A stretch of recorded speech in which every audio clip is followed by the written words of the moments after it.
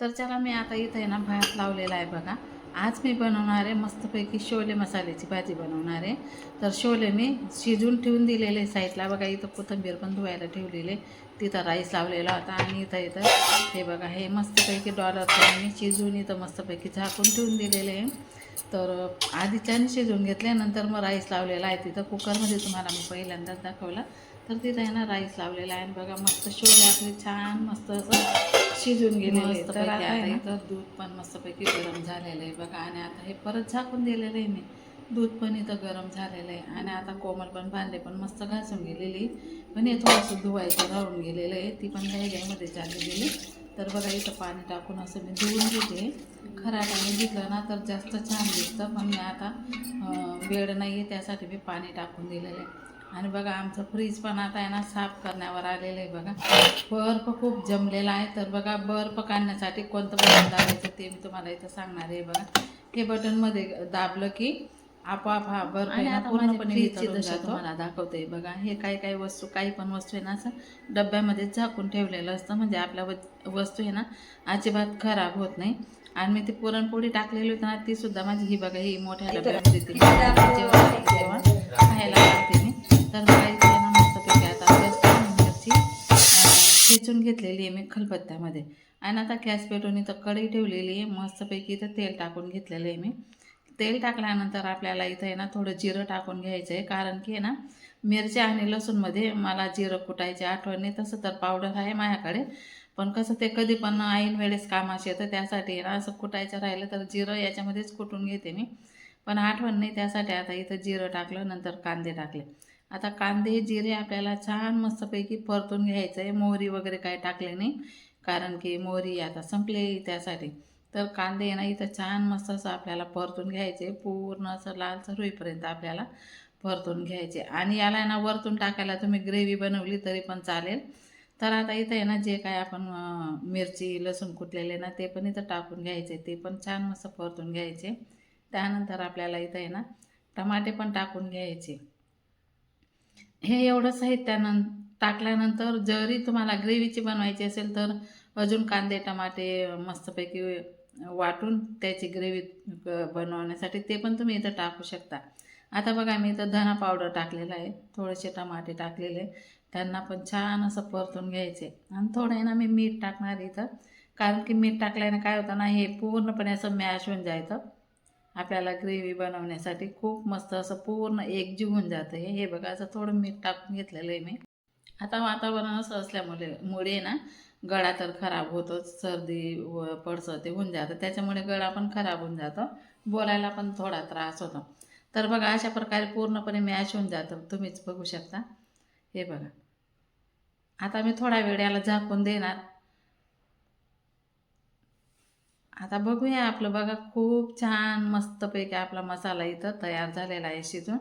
आता आपल्याला आहे ना थोडीशी फिक्कट चटणी टाकायची इथं. ही बघा ही माझी गेल्या वर्षाची चटणी आहे. नंतर तिखटवाली चटणी टाकायची आपल्याला, थोडा गरम मसाला टाकायचा आहे. तर आपल्याला हे पण छान असं मिक्स करून घ्यायचं आहे.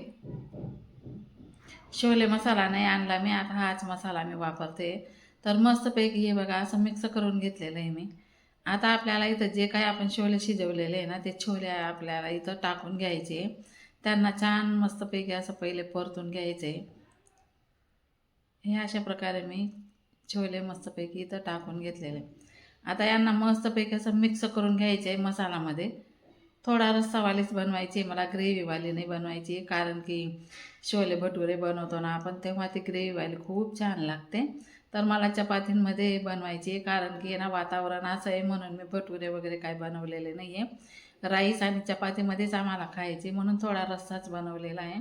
तर हे मस्त मिक्स झालेलं आहे ना. आपल्याला आता जे काही आपण छोले शिजवलेले ना ते पाणी पण इथं टाकून घ्यायचे. ते पाणी वाया न जाता मस्त इथं टाकून घ्यायचे, कारण की मी जेव्हा हे शिजवले ना तेव्हा धुवून चुवूनच शिजवले होते. आणि रात्री जेव्हा आपण भिजत घालतो ना तेव्हा ते पाणी पण एकदा काढून घ्यायचं, नंतर दोन पाणी धुवून मस्तपैकी शिजवून घ्यायचे. हे बघा असा रस्सा खायचा आहे आम्हाला राईससोबत. तर बघा इथं भरपूर अशी कोथिंबीर पण मी टाकून घेतलेली आहे. त्यानंतर तुम्ही भाजीचं टेक्चर बघा किती छान आणि किती मस्त दिसतंय. वरून बघा तरी कशी दिसते की नाही. आता इथं आहे ना याला उकळी येऊ द्यायची आपल्याला, छान मस्त अशी उकळू द्यायची आहे आपल्याला ही भाजी. उकडून आहे ना थोडा रसा आपल्याला थोडा खट्टा करून घ्यायचा आहे बघा. एकच नंबर भाजी आपली इथं झालेली आहे. दिसायला किती सुंदर दिसते, तशीच खायला पण खूप टेस्टी लागते. तुम्ही भातावर टाकून घ्या किंवा चपातीसोबत खा, एकच नंबर लागते. तर अशा प्रकारे ना आपल्या इथं आता बघा भाजी पण झालेली आहे आपली इथं. दाखवते तुम्हाला ही बघा, छान मस्तपैकी आपली भाजी इथं झालेली आहे. आता आपली भाजी इथं रेडी बघा, तुम्ही बघू शकता. छान प्रकारे आपली भाजी इथं रेडी झालेली आहे.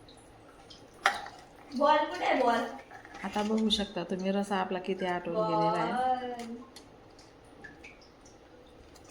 तर चला अशा प्रकारे ना डॉलर छोलेची भाजी आपली इथं मस्तपैकी खाण्यासाठी तयार झालेली आहे. रोज रोज भाजीचं टेन्शन असतं, त्याच्यामुळे ना मस्तपैकी आज मी ही रेसिपी बनवलेली आहे.